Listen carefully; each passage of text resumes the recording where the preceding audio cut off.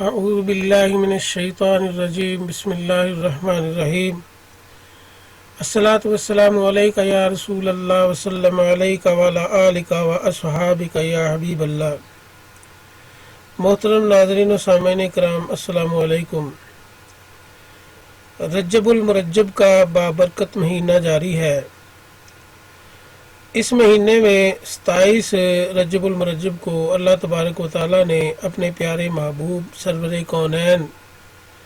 تاجدار مدنی احمد مجتبیٰ حضرت محمد مصطفیٰ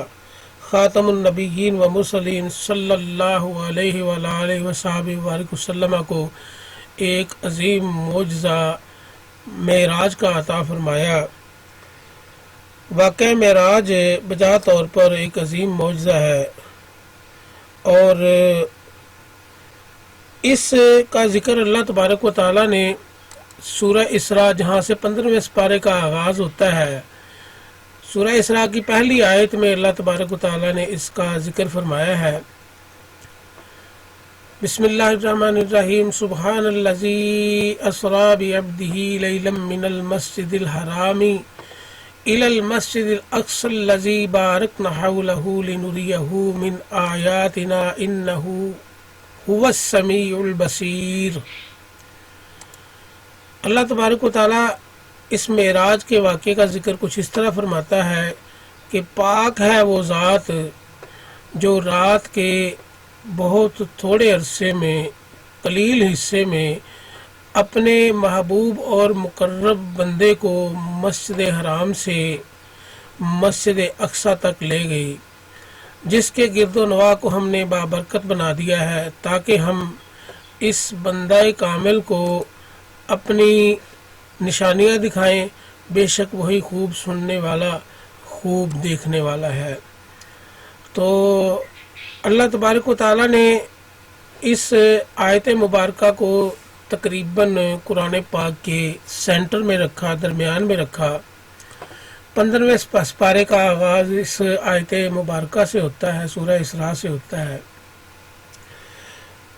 واقعہ معراج بجا طور پر ایک بہت ہی عظیم معجزہ ہے۔ اس کے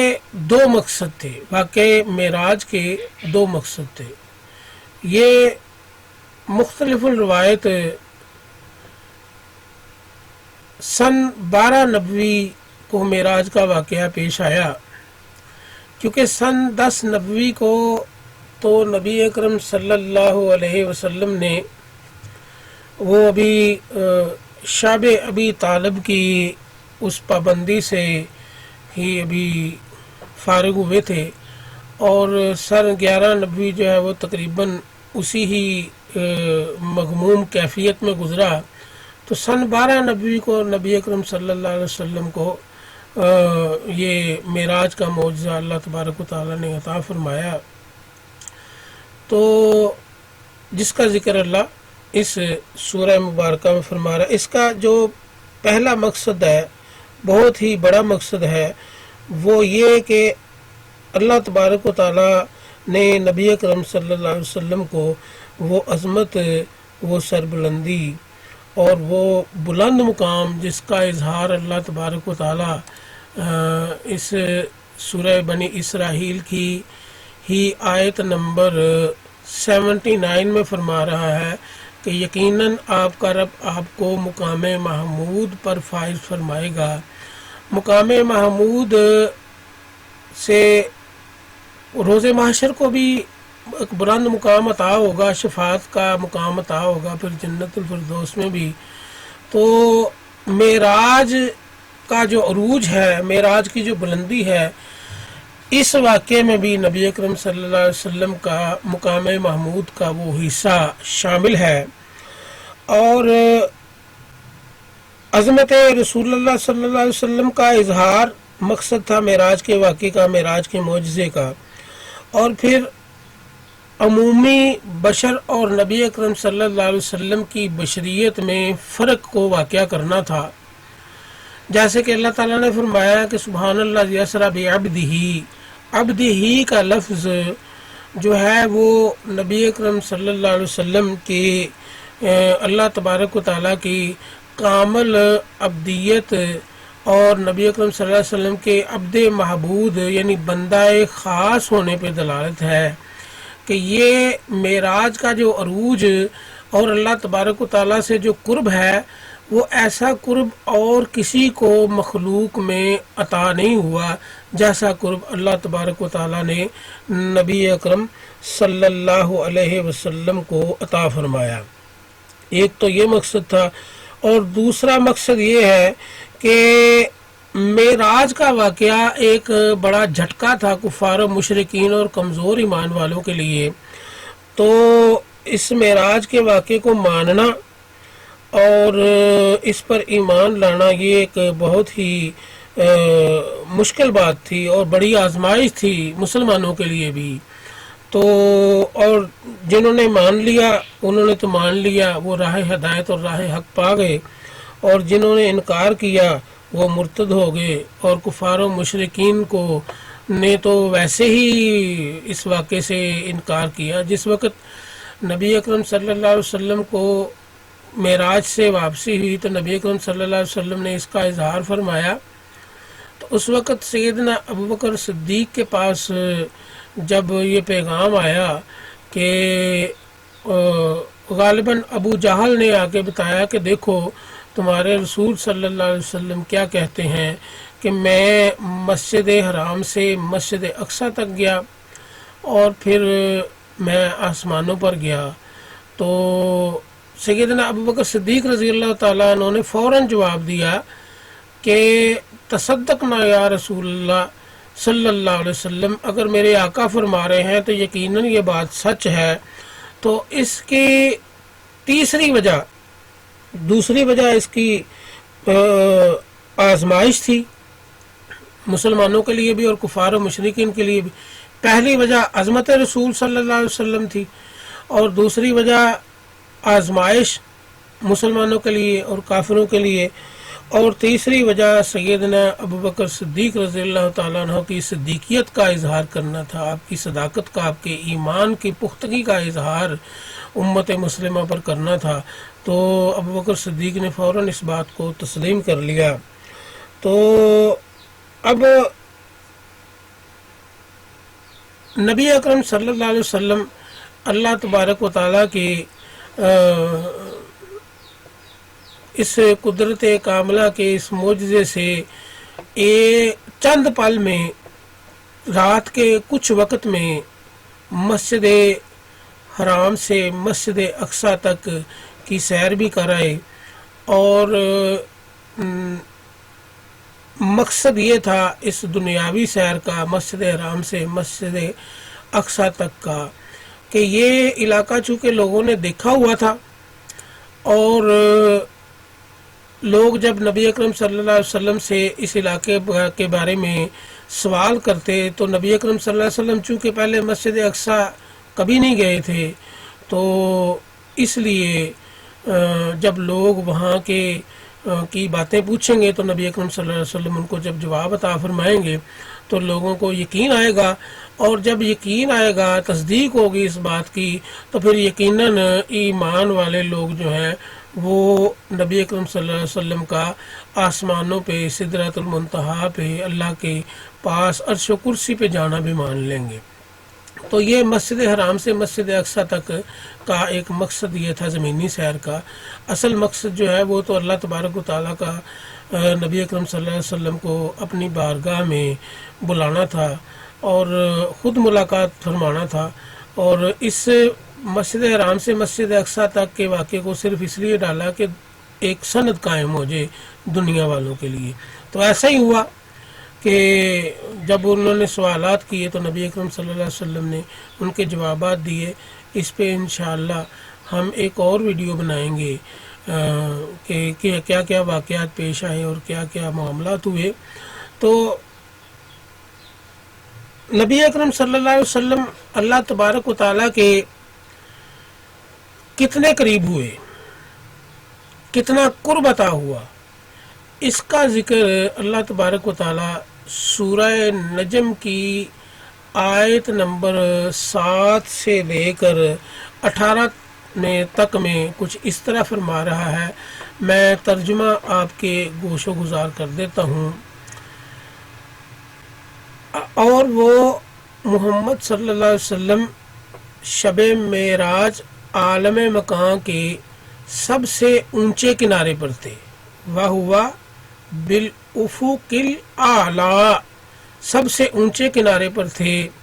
یہ معراج کے واقعہ کی اب بلندیاں یہاں پہ اللہ تبارک و تعالیٰ ذکر فرما رہا ہے۔ وہاں پر سبحان اللہ لیلم من المسجد الحرام اور مسجد اقصی، مسجد حرام سے مسجد اقصی، یہ زمینی سیر کا ذکر ہے، زمینی معراج کا ذکر ہے۔ اور اب آسمانی معراج کا ذکر اللہ تبارک و تعالیٰ سورہ نجم میں فرما رہا ہے، تو کہ نبی اکرم صلی اللہ علیہ وسلم سب سے اونچے کنارے پر تھے، پھر وہ رب العزت اپنے حبیب محمد صلی اللہ علیہ وسلم سے قریب ہوا، پھر اور زیادہ قریب ہوا، ثم دنا فتدلی، قریب ہوا، پھر اور زیادہ قریب ہوا، پھر فکان قاب قوسین او ادنا، پھر کتنا قریب ہوا کہ پھر جلوہ حق اور حبیب مکرم صلی اللہ علیہ وسلم میں صرف 2 کمانوں کی مقدار فاصلہ رہ گیا، یعنی انتہائی قریب، او ادنا اس سے بھی زیادہ قریب، اس سے بھی زیادہ قریب، یعنی قاب قوسین 2 کمانوں کا، قوسین کمان کو کہتے ہیں، جس طرح کے تو تیر کمان والی کمان بنی ہوتی ہے، اور جس طرح ایک بندہ دوسرے بندے سے بغل گیر ہونے کے لیے اپنے ہاتھوں کو اس کمان کی شکل میں لے آتا ہے اور اس کو اس بغل گیر ہوتا ہے اس کے ساتھ، تو یہ وہ قوسین، کعبہ قوسین، یعنی کہ کعبہ قوسین گلے ملنے کی مصداق، اور گلے ہی مل گئے ایک دوسرے کے، اتنے قریب ہو گئے نبی اکرم صلی اللہ علیہ وسلم اللہ تبارک و تعالیٰ کے، اور نہ صرف اتنے قریب بلکہ او ادنا اس سے بھی زیادہ قریب، یعنی اس سے بھی کم فاصلہ رہ گیا، ہاں جی، اتنے قریب ہو گئے تھے۔ اچھا، پھر آگے اللہ تبارک و تعالیٰ آیت نمبر 10 میں فرماتا ہے کہ پس اس خاص مقام قرب و وصال پر اس اللہ نے اپنے عبد خاص کی طرف وحی فرمائی، اور پھر آیت نمبر 11 میں اللہ تبارک و تعالیٰ نے فرمایا کہ ان کے دل نے اس کے خلاف نہیں جانا جو ان کی آنکھوں نے دیکھا، یعنی نبی اکرم صلی اللہ علیہ وسلم نے اس کو وہم نہیں جانا۔ یہ اللہ تبارک و تعالیٰ اس بات کا اظہار آیت نمبر 11 میں فرما رہا ہے کہ نبی اکرم صلی اللہ علیہ وسلم کے دل نے بھی یہ جان لیا کہ یہ جو جلوہ دیکھ رہا ہوں میں وہ حق ہے۔ اور پھر آیت نمبر 12 میں اللہ تبارک و تعالیٰ فرماتا ہے، کیا تم ان سے اس پر جھگڑتے ہو کہ جو انہوں نے دیکھا، یعنی اب وہ زمین پہ آ کے جب نبی اکرم صلی اللہ علیہ وسلم نے واقعہ بتایا تو یہ ان لوگوں کا ذکر ہے جو اس میں اختلاف رکھتے تھے۔ تو آیت نمبر 13 میں فرمان الہی ہے، اور بے شک انہوں نے تو اس جلوہ حق کو دوسری مرتبہ پھر دیکھا، اور تم ایک بار دیکھنے پر ہی جھگڑ رہے ہو، یعنی اللہ تبارک و تعالیٰ آیت نمبر سورہ نجم کی آیت نمبر 13 میں فرما رہا ہے کہ نبی اکرم صلی اللہ علیہ وسلم نے تو دوسری مرتبہ دیکھا ہے۔ پھر اسی طرح آیت نمبر 14 میں سدرۃ المنتہا کا ذکر ہے، یعنی سدرۃ المنتہا کے قریب۔ پھر آیت نمبر 15 اسی کے پاس جنت الماوا ہے، یعنی یہ معلوم ہوا کہ جنت الماوا جو ایک بہت بڑی جنت ہے اور بہت بڑا درجہ ہے جنت کا، اسی کے پاس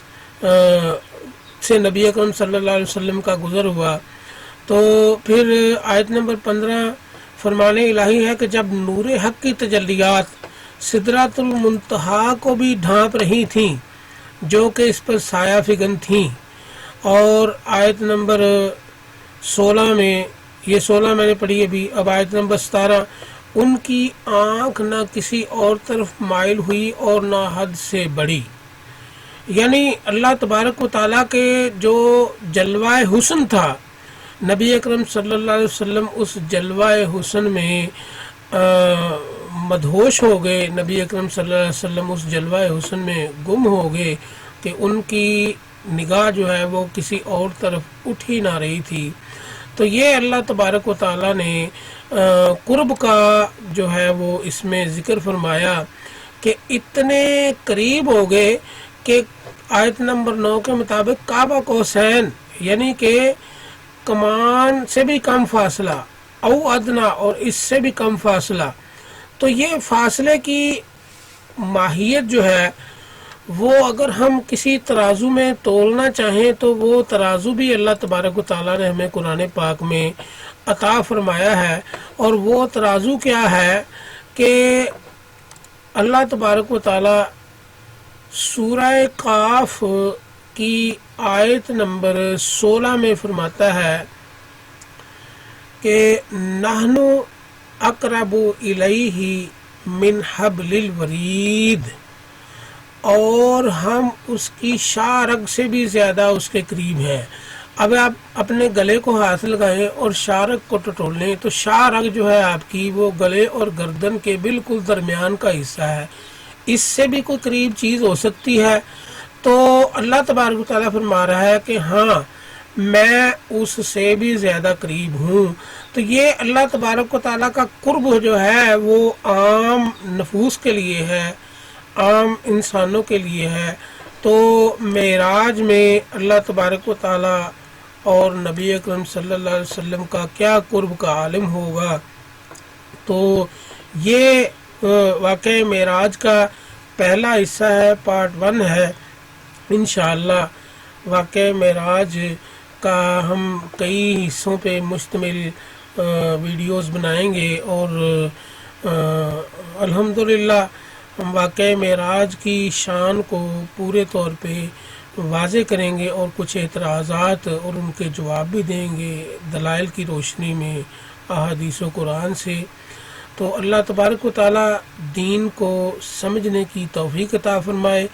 ہدایت صرف اللہ تعالیٰ کی توفیق سے ہی آتی ہے۔ میرے اس چھوٹے سے چینل کو اگر ممکن ہو سکے تو سبسکرائب کر دیں، اور لائک اور شیئر ضرور کیا کریں، اور کمنٹ سیکشن میں اپنی آراء سے ہمیں ضرور آگاہ کیا کریں۔ اللہ تبارک و تعالیٰ میرا اور آپ کا حامی و ناصر ہو۔ وآخر دعوانا ان الحمد للہ رب العالمین۔